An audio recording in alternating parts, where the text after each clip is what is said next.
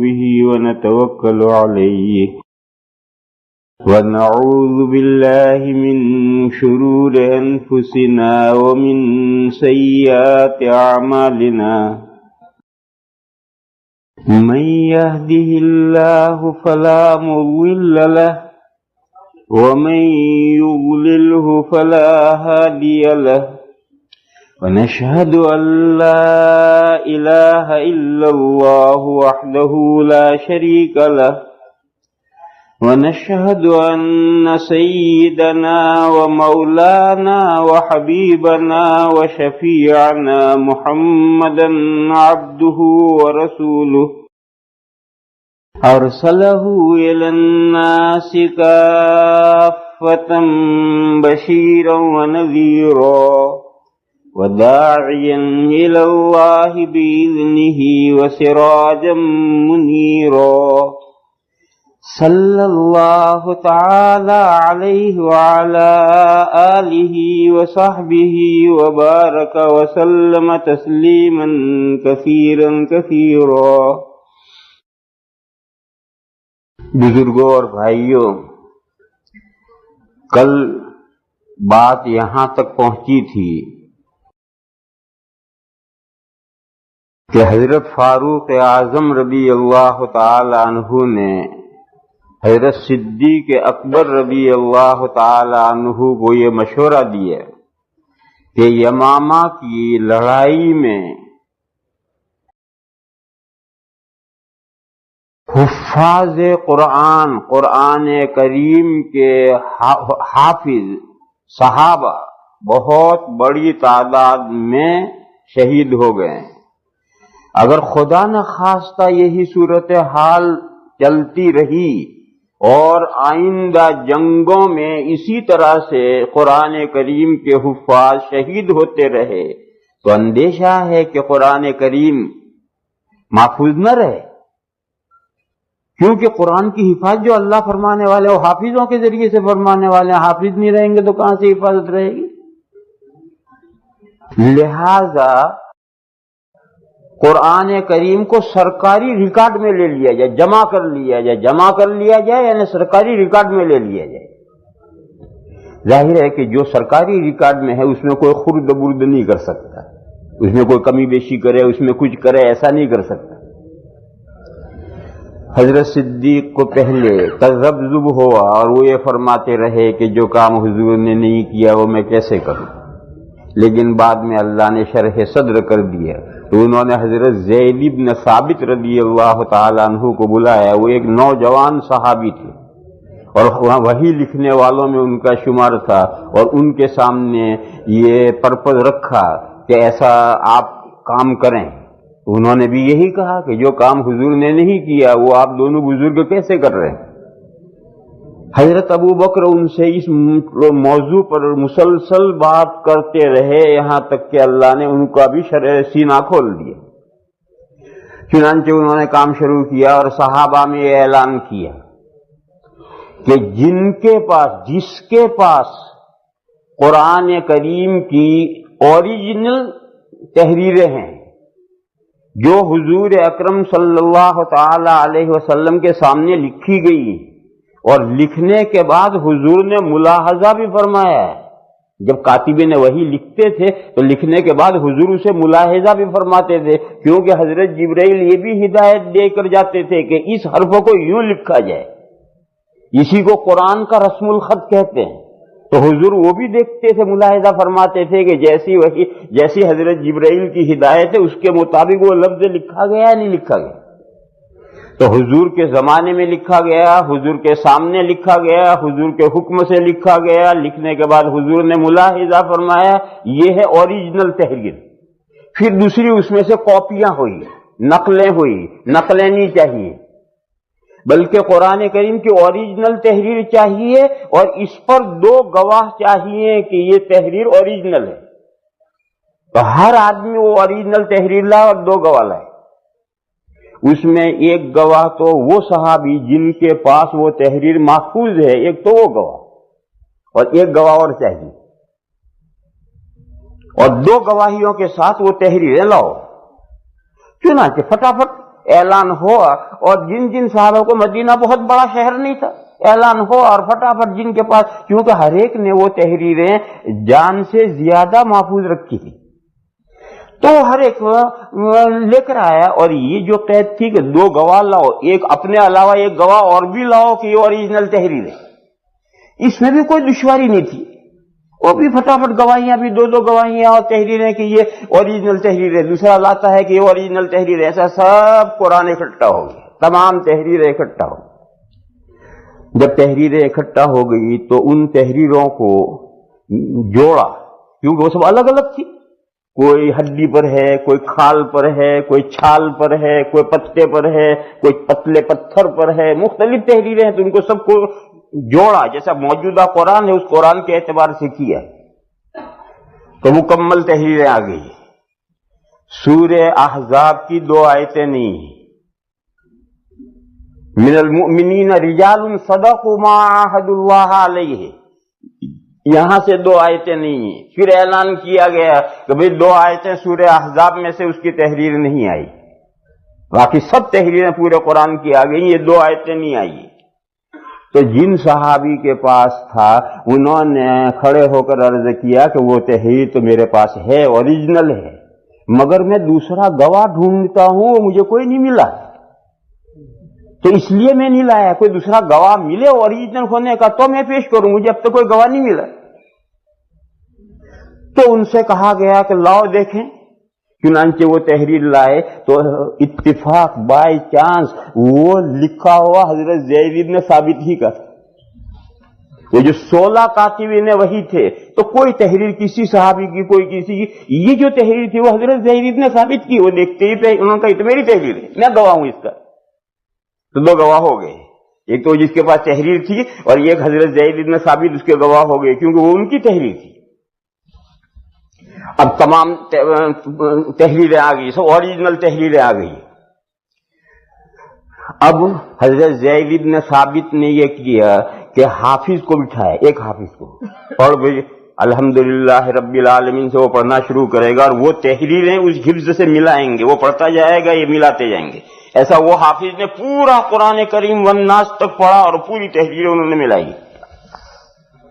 پھر دوسرا حافظ بٹھایا، بھئی تو پڑھ. اس نے پڑھنا شروع کیا، انہوں نے پھر ملانا شروع کیا، الحمد سے والناس تک وہ پورا حافظ پڑھے گا. آج بھی الحمدللہ ایسے حافظ ہیں کہ بٹھا دو ایک مجلس میں پورا الحمد سے والناس پڑھیں گے، اور ہم جیسے حافظ رمضانی، اور پھر رمضانی بھی ایک پارے کے، روزانہ ایک ہی پارا انہیں یاد ہوتا ہے. تو یہ اصل حافظ نہیں ہے. اگر قرآن میں کوئی گڑبڑ کر دے تو ان رمضانی حافظوں کو کچھ پتہ نہیں چلے گا. لیکن دنیا میں لاکھوں ہیں جن کو پورا قرآن نوکے زباں ہے، جس وقت چاہو الحمد سے والناس تک پورا ایک مجلس میں سن لو، آج بھی ہے. اور ان کا ورد ہے، کوئی روزانہ 7 دن میں قرآن ختم کرتا ہے، کوئی 3 دن میں قرآن ختم کرتا ہے. جو 7 دن کی منزلیں ہیں وہ فمی بے شوقین ہیں، اور وہ قرآن کریم میں لکھی ہوئی ہیں 7 منزلیں. فمی بے شوقین، پہلی فا سے فا، دوسری میم سے ف می، تیسری یونس سے ف می، یہ 3 لفظ ہوئے. بے شوقین، با جو ہے بنی اسرائیل سے، شین شعراء سے، واو والصافات سے، اور بڑا قاف والقرآن المجید سے. تو 7 منزلوں کا پہلا حرف لے کر کے جمع کیا گیا ہے فمی بے شوقین.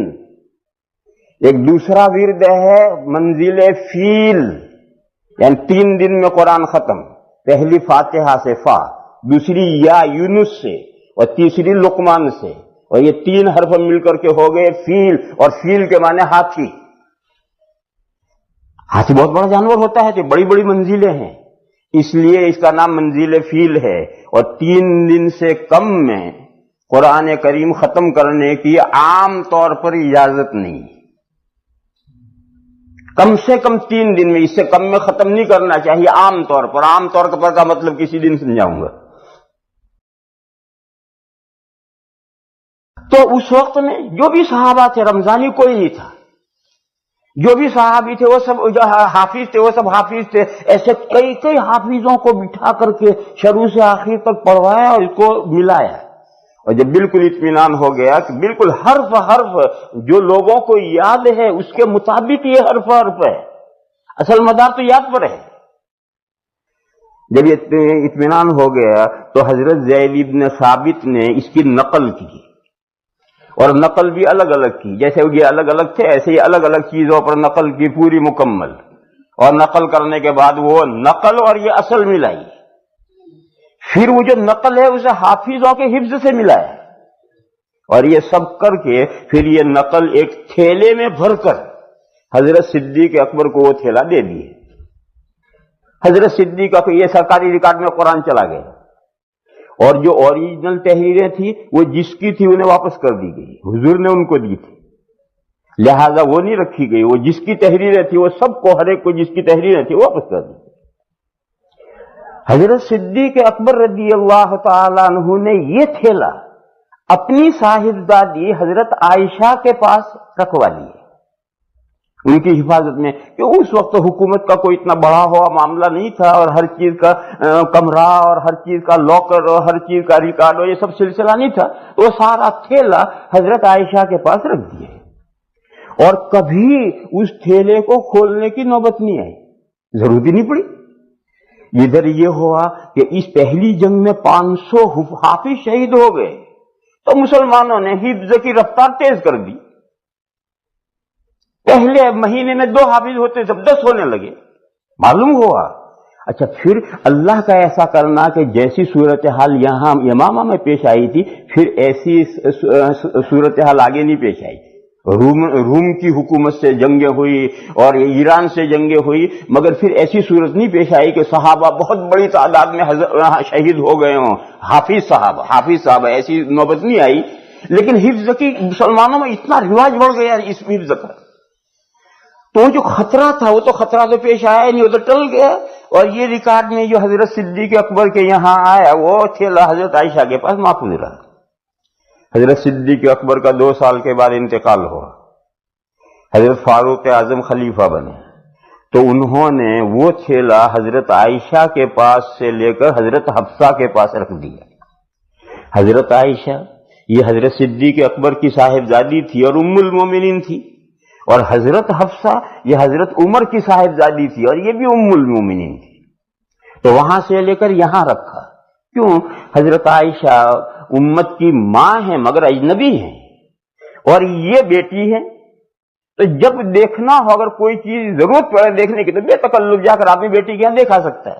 اور حضرت عائشہ کے یہاں اولاً تو ان کے موجودگی میں نہیں دیکھ سکتا ہے، ان سے اجازت لینی پڑے گی، اور وہ غیر حاضر غائب ہوں اور تھیلا ایک آدمی کھولے گا تو معلوم نہیں پورا رکھا یا کچھ لے گئے. جس کے پاس موجود ہے وہ دیکھ رہا ہے، نکالیے اور پڑھیے، جو دیکھنا دیکھ کر اس میں رکھ کر کے تھیلا بند کر دی. تو بیٹی تو دیکھے گی باپ دیکھ رہا ہے، لیکن پرائی عورت کیسے دیکھے گی کہ خلیفہ کیا دیکھا اس نے اور کیا لیا اور کیا نکالا اور کیا رکھا اور کیا لے گئے. تو اس لیے وہ تھیلا وہاں سے یہاں آ گیا. یہاں یہ مسئلہ سمجھنا چاہیے کہ جو حضور کی ازواج ہیں امہات المومنین، یہ صرف 2 مسئلوں میں ماں ہیں، باقی مسئلوں میں ماں نہیں. 2 مسئلے کہے جیسے اپنی نسبی ماں سے نکاح حرام ہے، حضور کی ان ازواج سے بھی امت کے کسی بھی فرد کا نکاح حرام ہے. نکاح حرام ہونے میں ماں ہے. دوسرا، جیسے ماں کا رسپیکٹ ضروری ہے، خدمت ضروری ہے، ایسے ہی حضور کی جو ازواج مطہرات ہیں، امت کی مائیں ہیں، ساری امت پر لازم تھا. جب یہ دنیا میں موجود تھی تو ساری امت پر یہ لازم تھا کہ ان کی خدمت کریں، ان کا احترام کریں، ان کی تعظیم کریں. بس اس کے علاوہ ماں کے نہیں، اس کے علاوہ میں اجنبی کے احکام تھے. پردہ میں اجنبی کے حکم میں تھے. ازواج مطہرات کا صحابہ سے پردہ ہوتا تھا. زمانہ چلتا رہا، حضرت عمر کا دور گزر گیا، حضرت عثمان خلیفہ ہوئے. حضرت عثمان کے زمانے میں لوگوں نے اپنے اپنے طور پر جو قرآن لکھ رکھے تھے، نقلیں ایک دوسرے سے جو چلی تھی، اس میں لوگوں نے اس موجودہ قرآن کے مطابق بھی لکھا تھا اور وہ جو نزول جس ترتیب سے ہوا ہے اس کے مطابق بھی لکھا تھا کہ پہلے یہ آیت نازل ہوئی، پھر یہ نازل ہوئی، پھر اس ترتیب سے بھی لکھا تھا. اور بہت سے صحابہ نے قرآن کریم کی بعض آیتوں کی جو حضور نے تفسیر فرمائی تھی وہ تفسیر بھی حاشیے پر لکھ رکھی تھی. ان تمام چیزوں کی وجہ سے مسلمانوں میں اختلافات ہوئے. کوئی کہتا تھا کہ اصلی قرآن یہ ہے، اس کو اس ترتیب سے پڑھنا چاہیے، کوئی کہتا تھا لوح محفوظ میں یہ ہے، کوئی پڑھتا تھا تو وہ جو حضور کی تفسیر ہے اسے بھی اندر بڑھا دیتا تھا. مثلا قرآن کریم میں ہے حافظوا علی الصلوات والصلاة الوسطی وقوموا للہ قانتین. صلاۃ وسطی کی تفسیر ہے عصر کی نماز. تو ایک صحابی نے جسے وہاں حضور کے اس ارشاد کو وہاں لکھ رکھا تھا اور وہ یوں پڑھتے تھے حافظوا علی الصلوات والصلاة الوسطی صلاۃ العصر وقوموا للہ قانتین. حالانکہ یہ صلاۃ العصر جو تھا تو حضور کا تفسیر کی ہوئی تھی کہ درمیانی نماز یہ ہے. حضرت حذیفہ ایک بڑے صحابی ہیں، وہ ایک جہاد میں گئے جو آذربائیجان، یہ جہاں کابل ہے اس کابل کے قریب میں، ایران اور کابل کے بیچ میں کہیں آذربائیجان تھا، اب ہے یا نہیں مجھے نہیں معلوم ہے جی. وہاں جنگ میں گئے تو وہاں فوج میں یہ اختلافات انہوں نے دیکھے کہ کوئی قرآن اس تو پڑھتا ہے ترتیب سے، کوئی یوں پڑھتا ہے، کوئی ایک لفظ بڑھاتا ہے، کوئی کچھ کرتا ہے. جب وہ جہاد سے واپس آئے تو انہوں نے آ کر کے حضرت خلیفہ جو تھے حضرت عثمان غنی رضی اللہ تعالیٰ عنہ سے کہا کہ آپ امت کی خبر لیجئے اس سے پہلے کہ امت میں اختلافات ہو جائیں قرآن کے معاملے میں. حضرت عثمان غنی رضی اللہ تعالیٰ عنہ نے پھر حضرت زید بن ثابت کو بلایا. اب حضرت زید بن ثابت جوان نہیں رہے، بوڑھے ہو گئے. تو حضرت زید بن ثابت کو بلایا اور 3 آدمی اور ملائے اور 4 آدمیوں کی کمیٹی بنائی جس میں حضرت عبداللہ ابن زبیر جو بعد میں بادشاہ بنے ہیں اور خلیفہ بنے ہیں، وہ نوجوان تھے اس وقت میں، ان کو بھی کمیٹی میں لیا. اور 2 آدمی اور ہیں جن کے نام اس وقت مجھے یاد نہیں. ان 4 آدمیوں کی کمیٹی بنائی اور ان کو پھر کام سونپا. انہوں نے پھر اعلان کیا مدینہ میں کہ قرآن کریم کی جو اوریجنل تحریریں ہیں وہ پھر لاؤ، اور ہر تحریر کے اوریجنل ہونے کے 2 گواہ چاہیے، 2 گواہوں کے ساتھ لاؤ. اس میں ایک تو جس کے پاس تحریر ہے وہ گواہ ہے اور ایک دوسرا گواہ چاہیے. شریعت میں 2 گواہوں سے بات ثابت ہوتی ہے، 2 گواہ لاؤ. اب تحریریں لوگوں نے وہ پہلے سے زیادہ اہتمام سے محفوظ رکھی. پہلے تو حضور کا حکم تھا اس لیے محفوظ تھی. اب تو لوگوں کے سمجھ میں آ گیا کہ کسی دن اوریجنل تحریروں کی ضرورت پیش آ سکتی ہے، تو اب کے لوگوں نے پہلے سے زیادہ اہتمام سے محفوظ کر رکھی. اور اعلان ہوا اور فٹافٹ وہ تحریریں آ گئی اور وہ تحریریں جمع ہو گئی، گواہ بھی آ گئے. وہ جو سورہ احزاب کی 2 آیتیں نہیں آئی تھی وہ بھی آ گئی کیونکہ حضرت زید بن ثابت تو ابھی زندہ ہیں اور کمیٹی میں ہیں. چنانچہ جب ساری تحریریں آ گئی تو انہوں نے پھر ان تحریروں کو سیٹ کیا. اور وہ جو تھیلا حضرت عمر جب تک رہے وہاں تک تو تھیلا حضرت حفصہ کے پاس رہا، اور جب حضرت عثمان خلیفہ بنے تو حضرت عثمان نے وہاں سے نہیں لیا، وہ تھیلا حضرت حفصہ کے پاس ہی رہا. کیوں؟ حضرت عثمان اگر حضرت حفصہ کے پاس لیتے تو کہاں رکھتے؟ حضرت عثمان کی کوئی لڑکی حضور کے نکاح میں نہیں تھی، بلکہ حضرت عثمان تو حضور کے داماد ہیں، اس لیے لینا بے فائدہ ہے. اس لیے وہ تھیلا حضرت حفصہ کے پاس ہی ہے اور حضرت حفصہ بھی زندہ ہے، حضرت عائشہ بھی زندہ ہے. چنانچہ وہ تھیلا مانگا. حضرت عثمان نے باقاعدہ آدمی بھیجا اور حضرت حفصہ سے یہ کہا کہ آپ کے پاس وہ جو قرآن کریم تھیلے میں ہے وہ تھیلا سارا ہمیں دے دو اور ہم آپ کو واپس کر دیں. اس وعدے پر وہ تھیلا وہاں سے آیا. یہ ساری اوریجنل تحریریں ملا کر کے اس تھیلے میں جو لکھی ہوئی تحریریں ہیں ان کے ساتھ ملا ہے. تو اب کی مرتبہ سورہ توبہ کی آخری 2 آیتیں نہیں، یہ وہی 2 آیتیں ہیں لقد جاءکم رسول من انفسکم عزیز علیہ ما عنتم، جس کو اس بے وقوف نے قرآن میں سے کاٹ دیا ہے. یہ 2 آیتیں نہیں آئی. جب دونوں تحریریں ملا پھر سبھی یہ سارے جتنے کمیٹی میں سب حافظ تھے تو ان کو بھی معلوم ہے اور ملایا تو ابھی وہ 2 آیتیں نہیں تھے. اعلان کیا گیا کہ بھئی 2 آیتیں نہیں آئی ابھی اوریجنل. تو ایک صحابی نے کہا وہ آیتیں میرے پاس ہیں، ان کا نام ہے خزیمہ ابن ثابت. انہوں نے کہا یہ 2 آیتیں میرے پاس ہیں اور اوریجنل تحریر میرے پاس ہے، مگر اس کا دوسرا گواہ جو تھا اس کا انتقال ہو گیا، یعنی پچھلی مرتبہ جب ہم نے پیش کیا تھا اور جو دوسرا گواہ پیش کیا تھا وہ گواہ انتقال ہو گیا، اس لیے اور میں دوسرا گواہ کوئی اور ڈھونڈ رہا ہوں، مگر اب تک مجھے کوئی دوسرا گواہ نہیں ملا، اس لیے میں نے پیش نہیں کی۔ جب انہوں نے مجمع میں یہ بات کہی تو سارے مجمع نے کہا کہ خزیمہ ابن ثابت کی گواہی کو تو حضور نے 2 کی گواہی کے قائم مقام قرار دیا ہے، ان کو دوسرے گواہ کی ضرورت نہیں ہے، یہ تو خود اکیلے 2 گواہوں کے برابر ہیں۔ سارے مجمع نے کہا کہ ان کو تو حضور نے 2 گواہوں کے برابر قرار دیا ہے۔ یہ ایک دوسرا واقعہ تھا۔ وہ واقعہ یہ تھا کہ ایک موقع پر حضور نے ایک اونٹ بیچا یا خریدا اور دیہات کا ایک آدمی اونٹ لے گئے، اس کو پیسے دے دیے یا کہ اس حضور نے اونٹ لے گیا، معاملہ لین دین پورا ہو گیا۔ اس کے بعد وہ دیہاتی حضور کے پاس آیا اور نزاع اور جھگڑا یہ ہوا کہ اتنی قیمت یا اتنی قیمت، ایسا کوئی جھگڑا ہوا، لمبا قصہ ہے، پورا تفصیل سے نہیں بیان کرتا۔ اب جب حضور اور یہ دیہاتی، یہ بھی مسلمان ہے، یہ مسلمان جو ہاتھی یہ بھی مسلمان ہے، یہ کچھ کہہ رہا، حضور کچھ کہہ رہے ہیں۔ اب وہ دیہاتی کیا کہ یا رسول اللہ گواہ لائیے آپ، وہ دیہاتی کہہ رہا ہے یا رسول اللہ آپ گواہ لائیے اپنی بات کے۔ تو حضور نے فرمایا کہ بھئی میرا اور آپ کا جہاں معاملہ ہوا تھا ہم 2 ہی تھے، کہاں سے گواہ لاؤں؟ تو خیر یہ بات ہو رہی اور لوگ اکٹھا ہونے شروع ہو گئے، اور مجمع میں یا حضور ہوں گے تو وہاں لوگ آ ہی جائیں گے۔ اب وہ کہتا ہے کہ آپ اپنی بات کے گواہ لائیے۔ حضور نے کہا بھئی میں گواہ کہاں سے لاؤں، جب میرا اور آپ کا اونٹ کا معاملہ ہوا تھا تو ہم 2 ہی تھے، تیسرا تو کوئی تھا نہیں، گواہ کہاں سے لاؤں؟ تو مجمع میں سے حضرت خزیمہ ابن ثابت آگے بڑھے اور انہوں نے کہا یا رسول اللہ میں آپ کے لیے گواہی دیتا ہوں کہ آپ جو کہتے ہیں یہ صحیح کہتے ہیں۔ تو حضور نے پوچھا کہ بھئی تم کہاں تھے موقع پر جو تم گواہی دے رہے ہو؟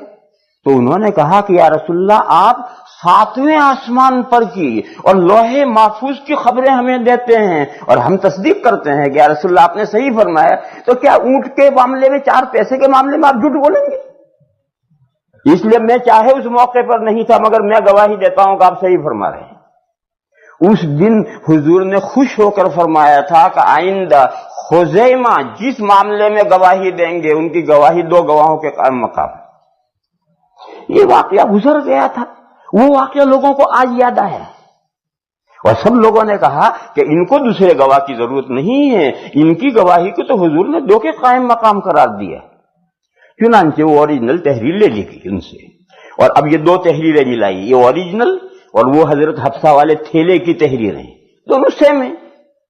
پھر حافظوں کو بٹھایا اور حافظوں کو بٹھا کر کے وہ شروع سے آخر تک ایک حافظ پڑھے گا اور یہ کمیٹی والے یہ دونوں تحریروں کو ان حافظوں کے پڑھنے کے ساتھ ملائیں گے۔ ایسے کئی حافظوں کو بٹھا کر پڑھایا، ہو سکتا ہے حفظ میں بھی خیانت ہوتی، حفظ میں بھی بھول ہوتی، حفظ میں بھی متشابہ لگتا ہے، لیکن ایک کو لگے گا، 100 کو تھوڑے لگے گا، 10 20 کو تھوڑے لگے گا، اس کو یہاں لگے گا تو اس کو دوسری جگہ لگے گا۔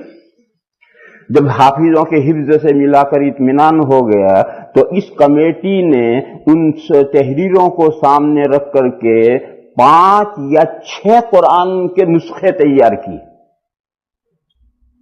کاپیاں بنائی۔ اب جو کاپیاں بنا، اب زمانہ ترقی کر گیا ہے، اب وہ پتھر اور کھال اور چھال اور وہ زمانہ گزر گیا، اب تو کاغذ وجود میں آ گیا ہے۔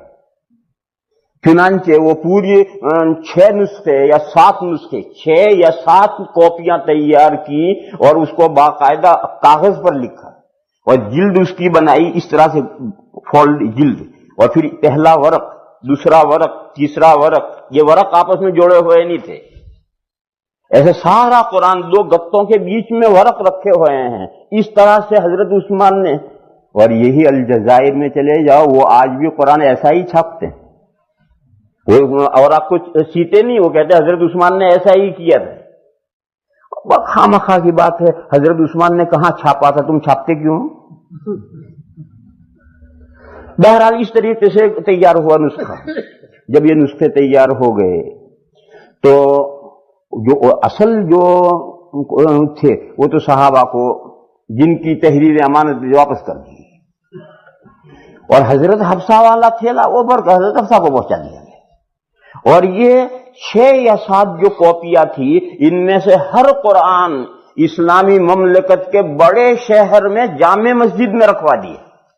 ایک کوفہ کی جامع مسجد میں رکھوا دیا، ایک یمن میں جامع مسجد میں رکھوا دیا، ایک دمشق میں جامع مسجد میں رکھوا دیا، اور ایک مدینہ منورہ میں جو رہا وہ حضرت عثمان کے پاس رہا، وہ خلیفہ مدینہ میں. اور پورے ملک میں یہ آرڈر بھیج دیا گیا، گشتی فرمان، کہ اب ہر مسلمان اس قرآن میں سے کاپیاں لے، اور اس کے علاوہ جتنے قرآن مختلف طرح سے لوگوں نے لکھ رکھے ہیں وہ سب مدینہ امیر المومنین کو بھیج دیے جائیں.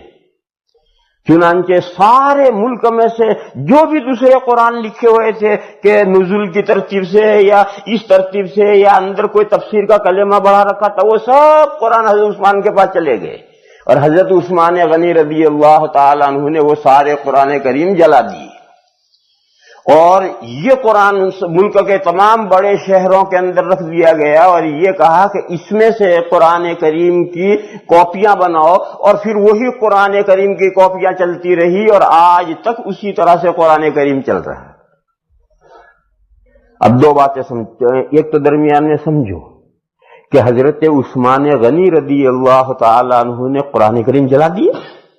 قرآن کریم جلانا نہیں چاہیے، یہ ایک سوال ہے. اور اس کا جواب یہ ہے کہ قرآن کریم تو یہ ہے جو ملک کے شہروں میں رکھوایا گیا ہے، وہ تو نورانی قاعدے کے پتے ہیں کہ پھٹ گئے تھے قاعدے میں، تو کوئی یہاں مت ڈال گیا، تو اس کو بہتر یہ ہے کہ ان کو کہیں دفن کر دو یا دریا میں ڈال دو. لیکن اگر ان نورانی قاعدوں کے پتوں کو کوئی جلا دے تو جلا بھی سکتا ہے.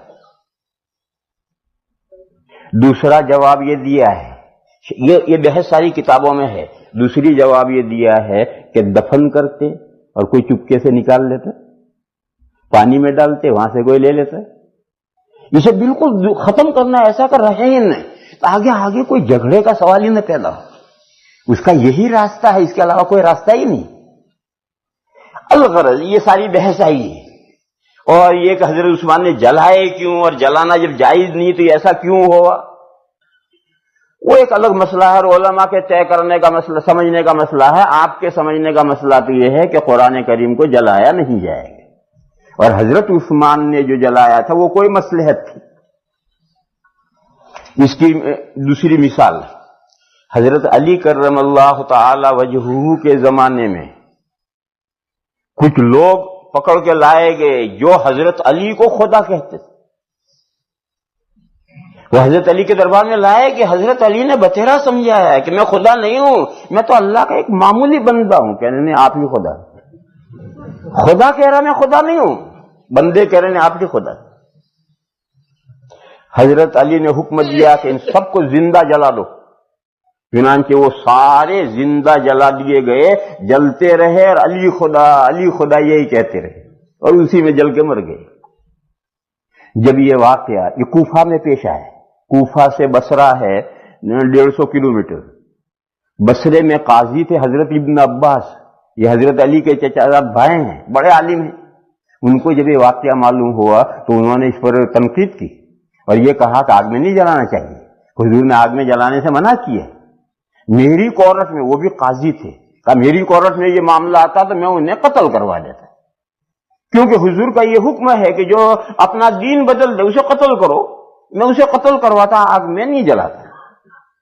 یہ تنقید جب حضرت علی کو پہنچی کہ ابن عباس نے یہ کہا، تو حضرت علی نے کہا صدق ابن عباس، ابن عباس نے صحیح تنقید کی، صحیح بات کہی.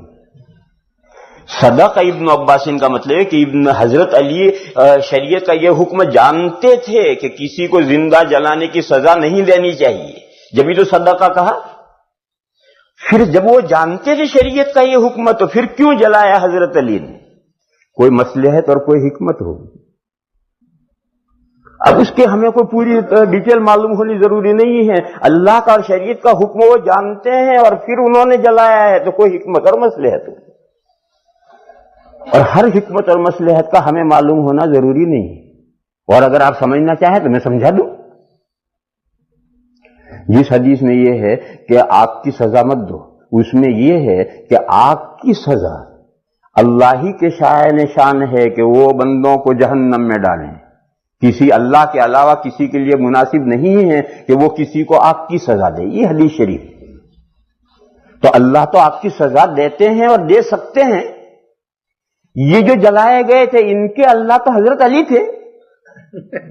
تو حضرت علی ان کے اللہ میں نے جلایا ان کو. تم کون وہ بیچ میں بولنے والے ہو؟ لا الہ الا اللہ. دوسرا جواب یہ ہے کہ آگ میں جلانا حرام نہیں. اولا اور بہتر یہ ہے کہ آگ میں جلانے کی سزا نہ دی ہے. لیکن اگر آگ میں جلایا جائے تو وہ بھی جائز ہے. یہ حضرت علی کے عمل سے ثابت ہو. اگر حضرت علی کا یہ عمل نہ آتا سامنے تو آگ میں جلانا حرام ہو جاتا. اس حدیث شریف کی بنا پر آگ میں جلانا حرام ہو جاتا ہے. حضرت علی کا یہ عمل آیا تو آگ میں جلانا مکروہ ہوا. کیوں؟ صحابی ناجائز کام نہیں کر سکتا. لہذا حضور کے ارشاد کو مکروہ اور یہ جواز، کیونکہ مکروہ جو ہوتا ہے وہ اندر سے جائز ہوتا ہے. تو یہ مسئلہ نکلا اور وہاں سے مسئلہ نکلا کرتے میں جوئیں پڑ گئی. نہیں مرتی. گرم پانی کرو، کھولتا پانی اس میں ڈالو، کرتے کو مر جائیں گے. چارپائی میں کھٹمل پڑ گئے، نہیں مرتے. ایک بھگونا پانی خوب کھولتا کر کے ڈالو چارپائی پر، کھٹمل مر جائیں گے. یہ تو آپ کی سزا دے رہے. گرم پانی سے مار رہے، گرم پانی میں کرتا ڈال رہے تو جوؤں کو، کھٹملوں کو، یہ تو آپ کی سزا دے رہے. آپ کی سزا، اس کے علاوہ کوئی علاج نہیں. اور مجبوری میں مکروہ جو ہے وہ مکروہ نہیں رہتا. حتیٰ کہ الکوہل والی دوائیں، اگر کوئی دوا ہے ہی نہیں تو مفتیوں نے وجہ اور دی کہ مجبوری میں آپ ایسی دوا کہ جس میں الکوہل تھوڑا بہت ملا ہوا ہو اس کے پروٹیکشن کے لیے، تو ایسی دوا مجبوری میں استعمال کر سکتے ہیں. تو اگر اس کھٹملوں کو مارنے کی کم بختوں کا کوئی علاج ہی نہیں، ان جوؤں کے مارنے کا کوئی علاج ہی نہیں ہے، لہذا فقہاء نے اس کی اجازت دی ہے. اور فتاوی رشیدیہ میں یہ مسئلہ لکھا ہے کہ گرم پانی سے کھٹمل مار سکتے ہیں. خیر پتہ نہیں بات کہاں چلی گئی. میں تو یہ کہہ رہا تھا وہ جو حضرت علی کرم اللہ، حضرت ابو بکر صدیق نے کیا کیا؟ قرآن ریکارڈ میں لیا جو حضور نے نہیں کیا تھا. حضرت عثمان نے کیا کیا؟ ریکارڈ سے نکال کر مسلمانوں کو سونپ دیا اور قرآن جامع مسجد میں رکھا ہے. وہ قرآن ہے، اس کی حفاظت مسلمانوں کے ذمے ہے. اب کوئی ریکارڈ کسی گورنمنٹ کے پاس کوئی ریکارڈ نہیں ہے. یہ قرآن کریم حضور امت کو سونپ کر گئے ہیں اور اس قرآن کریم کی حفاظت امت کی ذمہ داری ہے، کسی حکومت کی ذمہ داری نہیں. ایک تھوڑے سے پیریڈ کے لیے اس خطرے سے اور اس اندیشے سے اسے سرکاری ریکارڈ میں لیا گیا تھا، لیکن وہ خطرہ پیش نہیں آیا. تو حضرت عثمان نے دو کام کیے. ایک تو سرکاری ریکارڈ سے نکال کر اسے امت کو سونپ دیا، اور پھر ساری امت میں جو مختلف طرح سے پڑھا جاتا تھا اسے جیسا آسمان سے قرآن نازل ہوا تھا اور جیسا لوح محفوظ میں لکھا تھا اور جیسا حضور لکھوا کر گئے تھے اس پر تمام مسلمانوں کو متفق کر دیا. وہی اتفاق آج تک قرآن کریم کے بارے میں چلا آ رہا ہے. یہ حقیقت ہے. جو وہ پاگل کہتا تھا کہ یہ دو آیتیں ایک صحابی نے بڑھائی ہیں، اس کی صورتحال یہ ہے، پہلے موقع پر وہ دو آیتیں گواہ کے ساتھ آئی تھی، دوسرے موقع پر وہ گواہ مر گیا تھا. تو پھر وہ اس میں، اور وہ تو ہر مسلمان کو معلوم تھی، اور وہ جو ریکارڈ رکھا ہوا سرکاری ریکارڈ اس میں وہ دو آیتیں ہیں اور اوریجنل تحریر نہیں آ رہی. یہ حقیقت تھی اس بات کی جو اس نے کہی تھی. وآخر دعوانا ان الحمدللہ رب العالمین. نیا موضوع کل چھیڑیں گے. سبحان